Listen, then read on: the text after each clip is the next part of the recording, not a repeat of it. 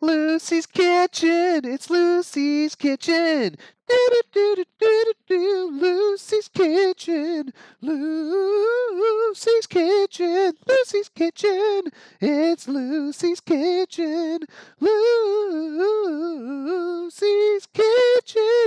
Lucy's Kitchen. Oh yeah. Lucy's Kitchen. She's Lucy and she's got a kitchen. Lucy's Kitchen. And now that we've got your attention, let's cook. Hi, welcome to Lucy's Kitchen. I'm Lucy and this is my kitchen. I grew up in Chicago, but I grew up in a Greek household. So I never had pizza until I was like 8 years old. And I never had official deep dish pizza until I was in college. You can imagine how excited I was the first time I tasted it. Anybody who's familiar with Chicago deep dish pizza, you are in for a treat today. Nowadays, I live in the mountains of New Mexico. I can't get deep dish pizza here, so I've had to learn to make it myself. And as a cook, why not? It's delicious and I love it. And when I make it for other people, they just go crazy. My husband loves it especially, and he begs for it. I only make it about 2 or 3 times a year, but I'm going to share the secrets with you, and I think you're going to really enjoy it. First of all, we're going to make our pizza dough. You can make this pizza dough by hand and just knead it by hand, and I think that's a great way to go. But we're going to take a little shortcut. I'm going to make it in the stand mixer. If you have one of these, it will be very handy at home because you can have this kneading the dough while you are off browning the sausage. It's a good time saver. So I'm going to put all the ingredients in here, all the dry ingredients to start with. We need 2 cups of flour.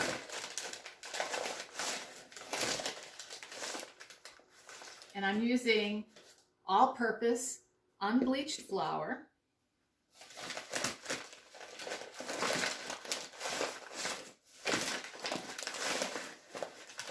Well, there we go. And I'm going to take a tablespoon of yeast. You can use one of those little packets. That's about the right amount also, but I like this yeast. This is just, baker's yeast.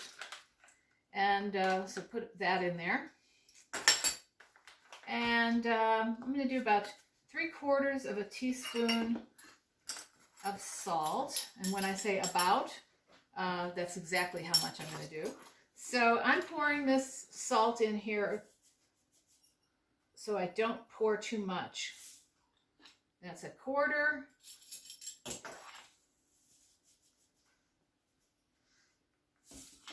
And that's another 1/2. That's 3/4. And this thing has salt in it, so good thing I used a little cup to catch it.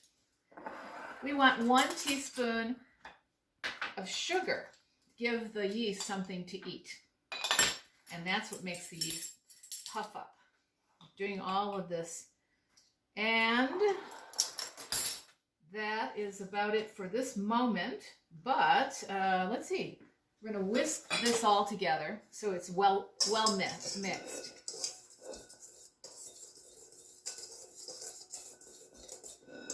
That way we don't have any pockets of sugar, yeast, salt, anything like that. Now I'm going to put it in my stand mixer and fit it with the dough hook. And I want 3 tablespoons of olive oil. I knew I needed my spoons.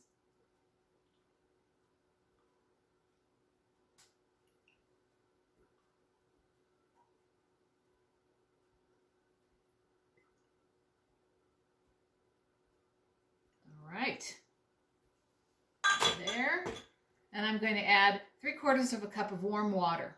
By warm, it's just room temperature or a little bit warmer. Pour that in there. And we're just going to lock it and put it on low and just let it do its thing. Eventually, the dough will pull away from the sides and it will form a ball. It will be very smooth. And then you'll know it's ready. And one more thing to keep in mind, you can scrape down the sides periodically, but this takes about 8 or 9 minutes. So it's starting to form a ball on the hook. In fact, it's almost like a big dough twist.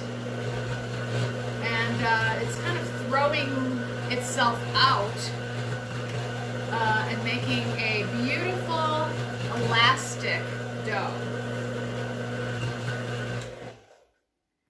So let's take a look. That didn't take 8 or 9 minutes, by the way. It only took about 5, and ooh, it's a good sticky dough, which is what you want. So we're going to just take it out. Actually, before I do that, we're going to put it in this bowl and we're going to let it rise. And I'm just going to throw some olive oil in the bowl so it doesn't stick to the bowl. And I'm just going to use my hands to spread it around. And that's going to come in handy because now I can pick this up, take the dough hook off, and this dough is ready to go. I'm going to turn it a little bit. Basically, I'm tucking it in, sort of a quasi-knead, and I'm going to make it into a tight little package. There it is. Throw it in the bowl, turn it around so that you get oil all over it, and put it seam side down. Then cover it and set it aside for about an hour. It'll double in size, maybe even triple. Next, we're going to make the sauce. And I get to do my favorite thing, which is chopped garlic. The reason I like it is that I can smash the heck out of it. Get out all my frustrations. Although, I'll tell you, to be honest with you, when I cook, I never think about frustrations. Cooking is very zen for me. So what I did was I smashed the garlic with my knife, and it takes the peel right off. Got all this good garlic, and I'm just going to take and get rid of this peel. And we're going to just chop it up a little bit. We want it to be fairly coarse for this. Big chunks of garlic in this great pizza sauce. So just what I do is I take a knife with a rounded edge, put my hand on top, hold onto it like this, and then just rock it back and forth. And that makes it super, super fast and easy. Just go along, push it around, push it around. And if you need more garlic, chop some more.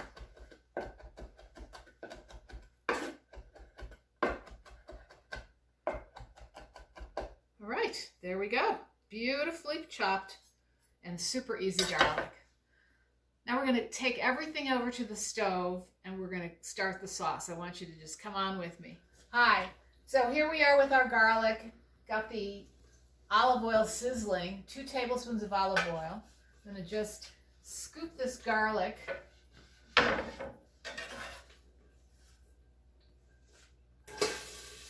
Throw it right in there. We want it to sizzle and we want to unlock some of that garlic flavor. While the garlic is sizzling, I'm going to throw in all of our herbs. We've got ½ teaspoon of fennel, ½ teaspoon of dried oregano, a teaspoon of dried basil, and about a ½ teaspoon of salt. And I'm throwing them in with the garlic.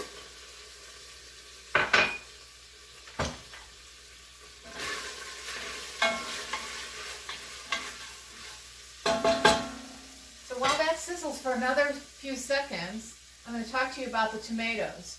Diced tomatoes are really essential for this because we want a chunky pizza sauce.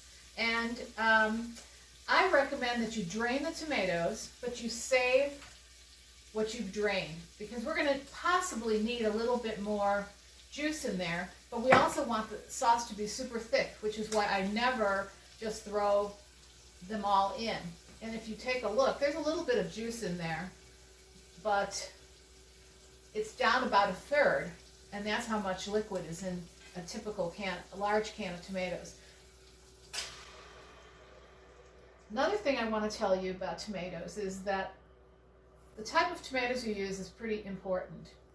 If you can get Italian tomatoes or Roma tomatoes or Italian style tomatoes, you're going to have a richer and tastier tomato sauce. You can use any kind of tomatoes though, just cook them down a little bit more, and that's all you need to do. So this is starting to sizzle.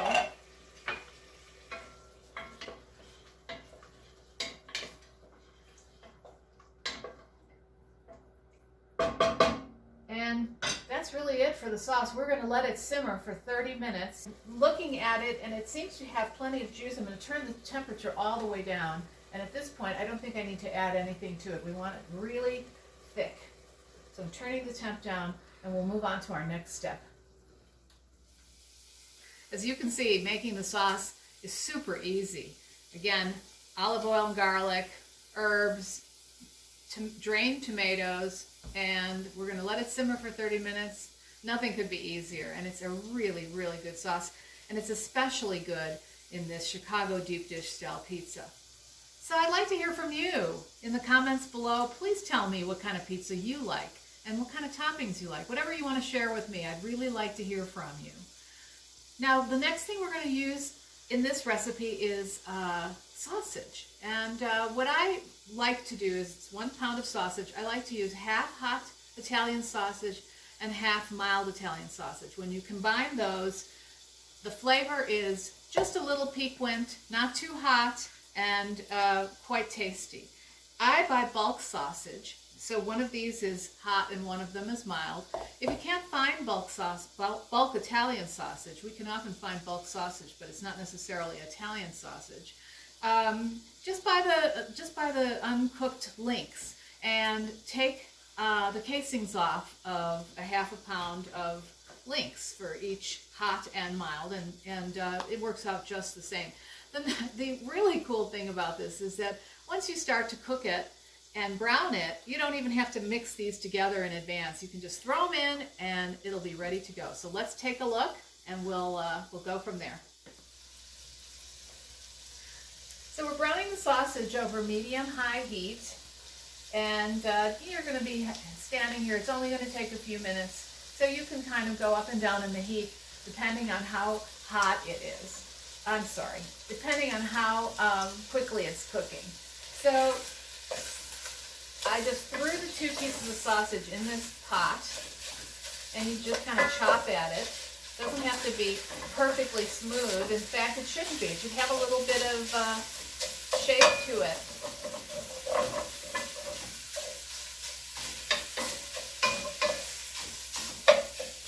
The nice thing about sausage is that it cooks itself because it already has whatever fat you need in it. You just keep chopping away at it. You want all of that red gone. And if it starts to get too brown, it probably doesn't matter, but you don't want it to burn. So don't forget, you can always turn down the heat. Now it's time to check on the dough. It's been rising for quite a while. Very sticky.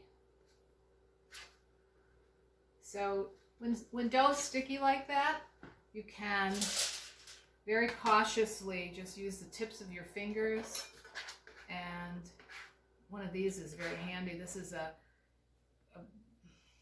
utility scraper, and it's good for baking bread and so on. I'm going to pull the dough away from the sides and fold it in on itself, just like that.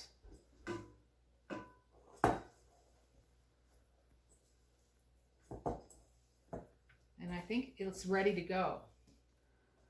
What makes Chicago deep dish pizza unique is that it's baked in a deep pan. This is a cake pan. You can use something like this. It works great. You can use a cast iron frying pan. That works great too. And the whole thing we're trying to do with this pizza is give it a really crisp crust. Now, I do think this is a great way to do it, but my personal preference is to make it in a springform pan. One of the reasons I like a springform pan is that it has even higher sides, and then at the end, when it's really done, you can just pop it out of there so easily, put it on a big cutting board, and it's just a great presentation. One of the ways that we make that pizza so crispy and so crusty is with a lot of olive oil in the bottom of the pan. That's not a problem if you're using a cake pan, a pizza pan, or you're using a cast iron frying pan. But if you're using a springform pan, that's noisy. If you're using a springform pan, you need to wrap it in heavy-duty foil because springform pans aren't infallible, and if something liquid is in here, it might leak out. The dough itself wouldn't leak out, but the olive oil might, and we're going to add quite a bit of olive oil. So I've got a piece of very heavy-duty foil. Put the springform pan in the middle, and then just wrap it.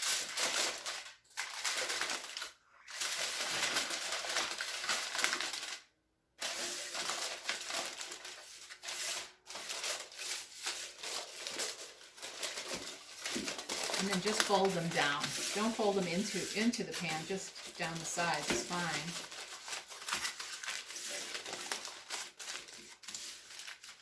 And check the bottom of the pan. Make sure it has no holes, and just go around and press it into that little piece of the springform pan. Now we're going to do the fun part.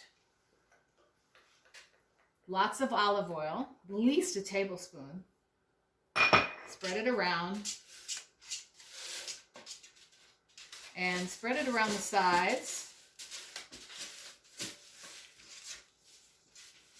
And here's our dough. Now, the dough is something that if you don't feel like making your own dough, you can buy pizza dough. You need about between a pound and a pound and a quarter. And the recipe that is on the website is makes the right amount for a big pizza like this. Put it right in the middle, and we are just being very gentle with it. You want to push it in the middle with your fingertips so you get these little tiny holes, and push it all around so that it evenly gets to the sides of the pan.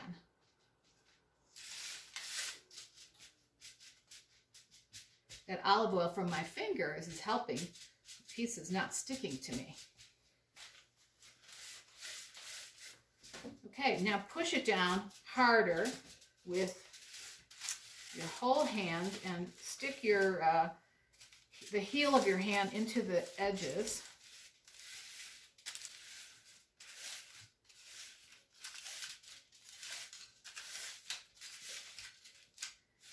And you should have just a small little lip.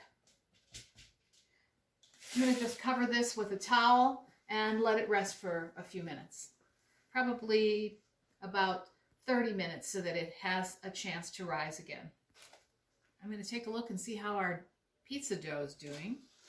It's been resting for 30 minutes. Looks pretty good. It has a nice lip around the edge. Now, if your pizza dough just rises and doesn't have that, it's okay to just put your fingers in and start to push it up. After it rises, it's not quite as volatile. And that's one reason we want it to rise. Also, make it a little bit lighter. We want this dough to go up the sides of the pan as much as you can, but at least an inch. And then again, I would just use the heel of your hand to push it up. All right, it's really, really good. It feels good too. It's fun to play with. So the construction of this pizza is a little unusual, to say the least. Usually you think of sauce on the bottom and cheese on the top, and then toppings on top of the cheese, or sometimes under the cheese. In this case, the cheese goes on the bottom. So all the cheese, 2 cups of cheese, quite a lot of cheese really. And you push that in. That's 2 cups of an Italian cheese blend. You can use mozzarella. You can use a combination of mozzarella, Romano, Parmesan. And I push it down a little bit so that the dough comes up. Next on our list is the sausage. And I've got the sausage right here. And this is has cooled and it's ready to go. By cooled, I just mean it's not, as you can see, I can pick up the pan without burning myself. Okay. And spread that around evenly. Push it down a little.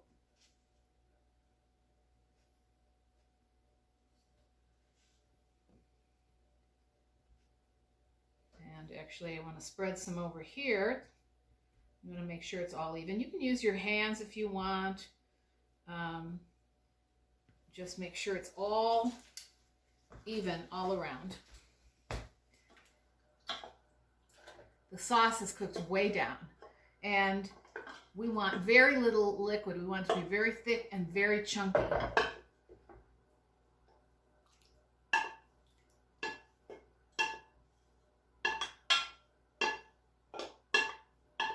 All right. Now this is what makes it so good. It smells incredible. The smell of cooked garlic, these tomatoes, they have concentrated and they have this just intense fragrance. I don't even have to taste it because I know it's perfect. All right, now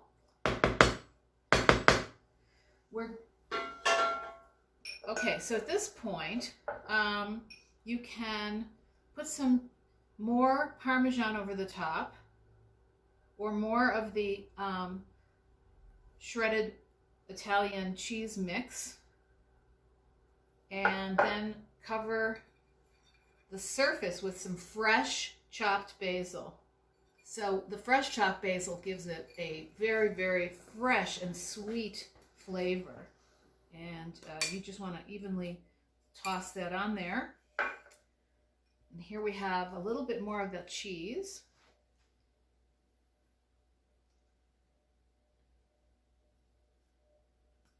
And this pizza is ready for the oven. And slide it on the stone and then forget about it for about 20 minutes. And then we will look at it and see if it needs a little bit more. It's perfect. It smells incredibly good. Can't wait to taste it. That's my favorite part. So this pizza is super, super hot. We're going to let it rest for a few minutes just to cool it off, just enough to kind of let everything settle inside. Sort of like letting a roast rest for a few minutes on the cutting board before you slice into it. Lets the juices all kind of redistribute. In the meantime, I'm going to talk to you about my little microgreen salad that I'm serving with our pizza.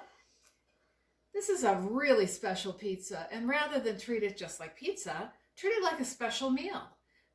Instead of just, throwing it on a plate and everybody snarfing it down, why don't you add a little bit of an elegant microgreen salad on the side? First of all, microgreens are very, very attractive, but they're not just a throwaway. They're very, very nutritious and quite tasty as well. What we have here are pea shoots and radish shoots, and they're just lovely. They have just a delicate flavor of peas and radishes.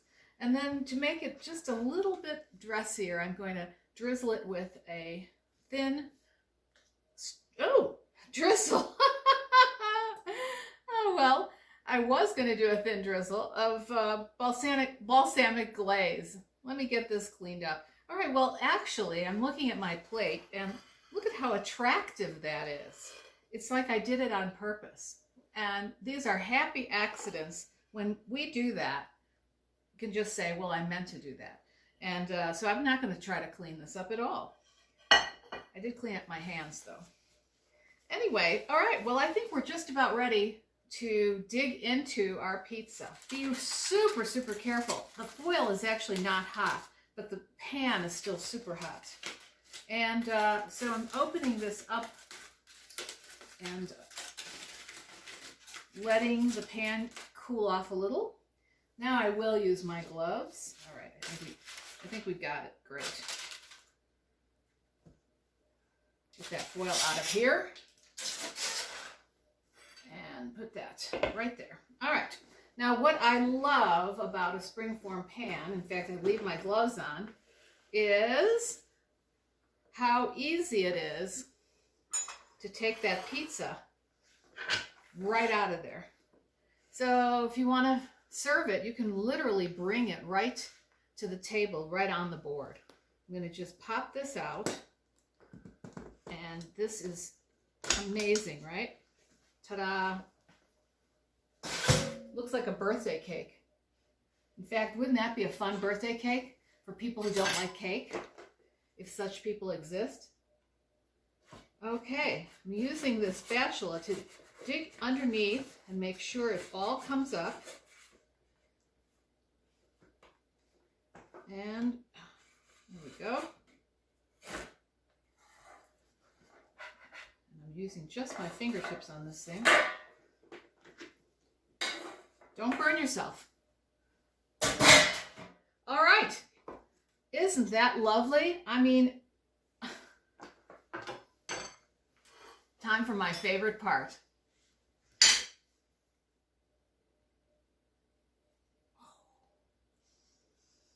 Oh, it smells incredible. It smells just like Chicago to me.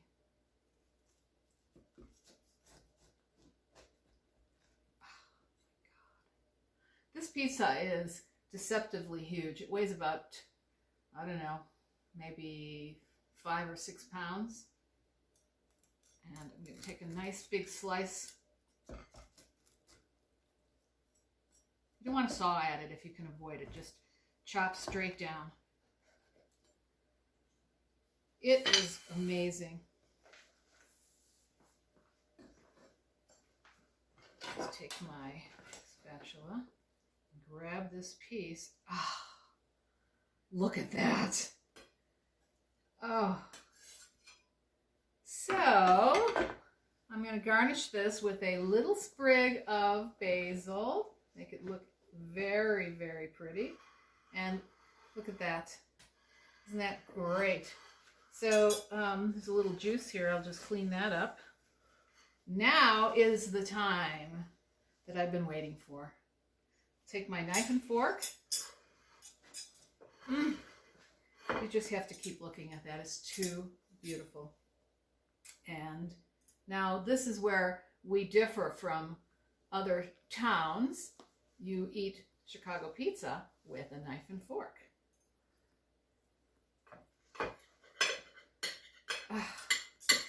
All this cheese and sausage, and it's like a giant lasagna in some ways.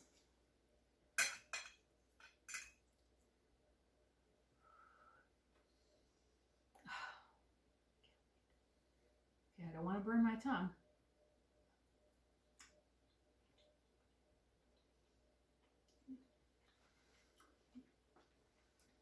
That is delicious. It's one of the best pizzas I've ever tasted. Wow. Well, success. This is a simple recipe with simple steps, little time consuming, but you can do everything the day before, and then you have this wonderful and very special dinner. Well, that's it for today. Thank you for joining us here at Lucy's Kitchen. Don't forget to like and subscribe, and check out our website for the recipes for this show and all our shows. And be sure to tune in next time for more recipes from my kitchen to yours.